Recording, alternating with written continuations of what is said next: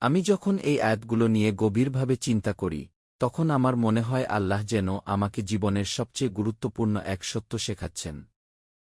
তিনি বলেন তিনি মানুষকে পরীক্ষা করবেন। কিন্তু সেই পরীক্ষা আসলে কি?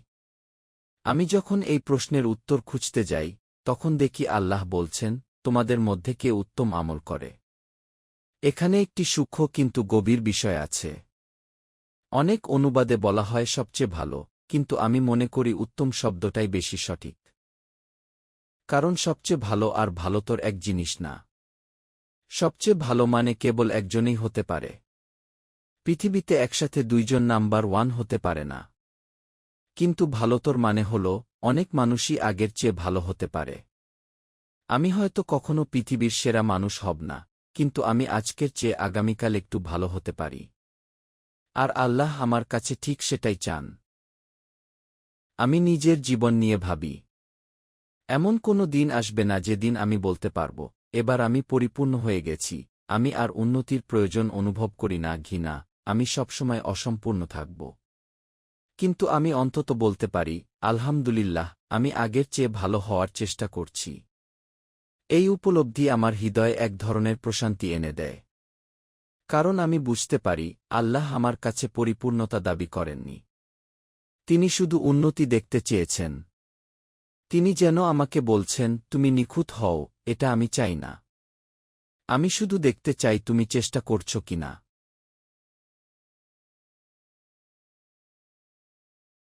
আমি আরও বুঝতে পারি, মানুষ একেকজন একেকভাবে উন্নতি করে।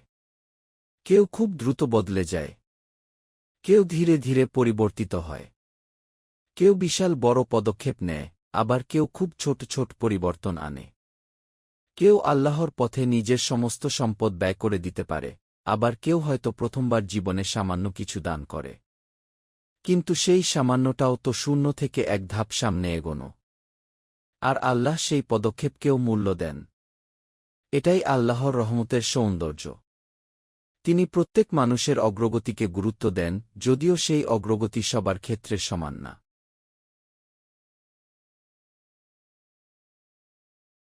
আমি অনুভব করি, ইসলামের শিক্ষা আসলে মানুষকে হতাশ করার জন্য না। এটা এমন কোনো দৃষ্টিভঙ্গি না যেখানে আমি বলব, যেহেতু আমি সেরা না, তাই সব ছেড়ে দিই। বরং আল্লাহ আমাকে শিখিয়েছেন, চেষ্টা চালিয়ে যাওয়াটাই গুরুত্বপূর্ণ। আমি যদি পড়ে যাই, আবার উঠে দাঁড়াব। আমি যদি দুর্বল হয়ে পড়ি, আবার আল্লাহর দিকে ফিরে আসব। এটাই একজন মুমিনের যাত্রা। আমি যখন আমাদের সমাজের দিকে তাকাই, বিশেষ করে দক্ষিণ এশিয়ার সমাজ, পাকিস্তান, ভারত, বাংলাদেশ, তখন দেখি আমাদের শিক্ষা ব্যবস্থার ভেতর ছোটবেলা থেকেই এক ভয়ঙ্কর মানসিকতা ঢুকিয়ে দেওয়া হয়। যেন তুমি যদি ক্লাসে প্রথম না হও, তাহলে তোমার কোনো মূল্য নেই। যদি সর্বোচ্চ নম্বর না পাও, তাহলে তুমি ব্যর্থ। এমনভাবে বাচ্চাদের বড় করা হয় যেন দ্বিতীয় হওয়াটাই লজ্জার বিষয়। আমি অনুভব করি, এই মানসিকতা অসংখ্য শিশুর হৃদয় ভেঙে দেয়। তারা বড় হতে হতে বিশ্বাস করতে শুরু করে যে, আমি যদি সেরা না হই, তাহলে আমি কিছুই না। আমি আরও দেখি, যারা সবসময় নাম্বার ওয়ান হওয়ার পেছনে ছুটে, তাদের অনেকেই অহংকারে আক্রান্ত হয়ে যায়। তারা নিজেদের অন্যদের চেয়ে শ্রেষ্ঠ ভাবতে শুরু করে। আর যারা সেই অবস্থানে পৌঁছাতে পারে না, তারা হতাশা আর বিষণ্ণতায় ডুবে যায়। এই বিষণ্ণতা শুধু শিক্ষাজীবনের মধ্যে সীমাবদ্ধ থাকে না। পরে তা তাদের পারিবারিক জীবন, দাম্পত্য জীবন, সন্তানদের সাথে আচরণ, এমনকি ঈমান ও ইবাদতের উপরও প্রভাব ফেলে। তারা নিজেদের বলতে শুরু করে, আমি তো ভালো মুসলিম না। আমি তো পরিপূর্ণ না। তাহলে নামাজ পড়ে কি হবে? দিনের পথে চলারই বা লাভ কি?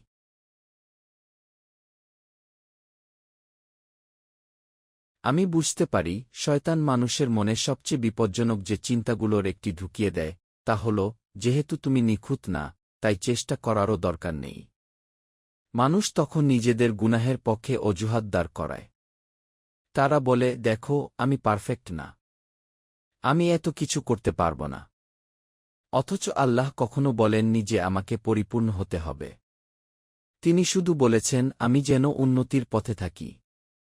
এই একটি সত্য পুরো অসুস্থ মানসিকতাকে ভেঙে দেয়।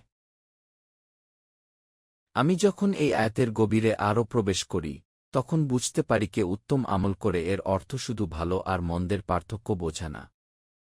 বরং এর অর্থ হল জীবনে কোনো কাজটাকে অগ্রাধিকার দিতে হবে তা বুঝতে শেখা।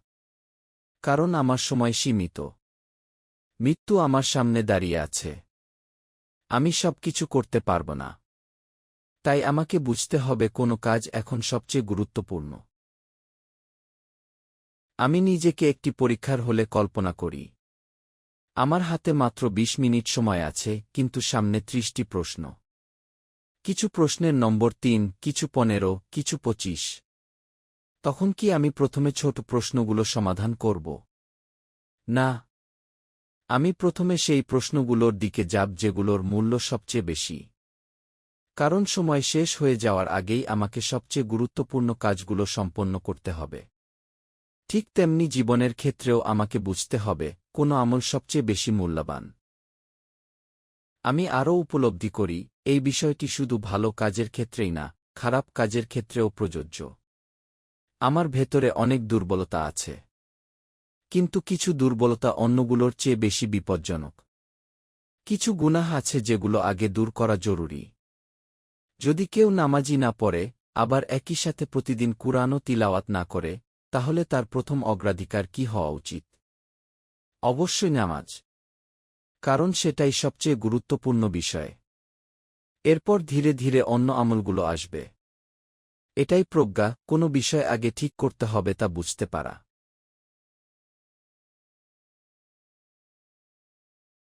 আমি অনুভব করি জীবন আসলে সময় ব্যবস্থাপনার একটি বড় পরীক্ষা।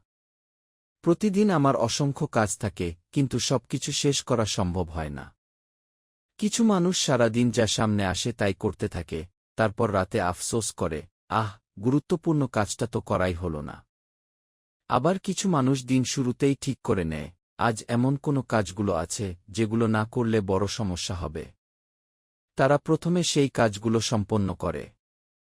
এটাই বুদ্ধিমত্তা। আর আমি বিস্মিত হয়ে দেখি কুরআনের এই ছোট্ট আয়াতের ভেতরেই যেন পুরো সময় ব্যবস্থাপনার দর্শন লুকিয়ে আছে।